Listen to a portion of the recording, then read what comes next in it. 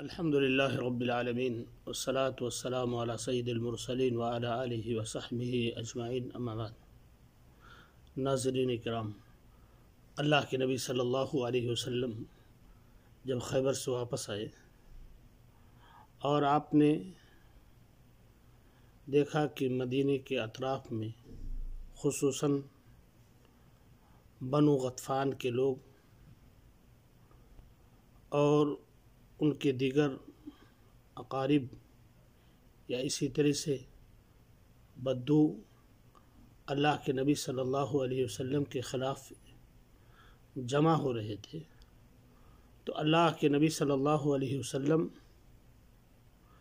ابو ذر غفاری یا عثمان ابن عفان رضی اللہ تعالیٰ عنہ کو مدینے کا انتظام سونپ کر کے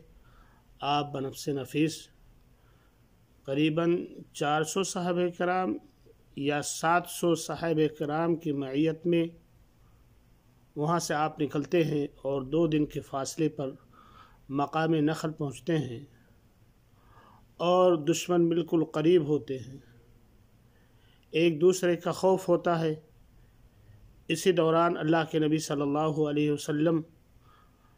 خوف کی نماز ادا کرتے ہیں، صحابہ کرام 2 رکعت پڑھتے ہیں، اللہ کے نبی صلی اللہ علیہ وسلم کی 4 رکعت ہوتی ہے۔ اسی غزوے کے اندر میرے بھائیوں اور دوستوں، ابو موسیٰ اشعری رضی اللہ تعالیٰ عنہ فرماتے ہیں کہ ہم لوگ نکلے اور ایک اونٹنی تھی، ہم لوگ 6 آدمی تھے، باری باری سواری کرتے جس سے ہمارے پیر چھلنی ہو گئے، ہمارے ناخن ادھڑ گئے اور ہم کپڑے باندھ کر کے یا چتھڑے باندھ کر کے چلتے تھے۔ اسی وجہ سے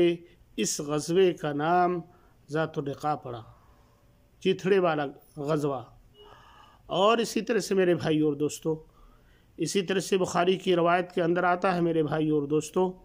کہ اللہ کے نبی صلی اللہ علیہ وسلم ایک سائے دار درخت کے نیچے آرام فرما رہے تھے۔ اسی دوران ایک شخص آتا ہے اور اللہ کے نبی صلی اللہ علیہ وسلم کی تلوار جو درخت سے لٹکی ہوئی تھی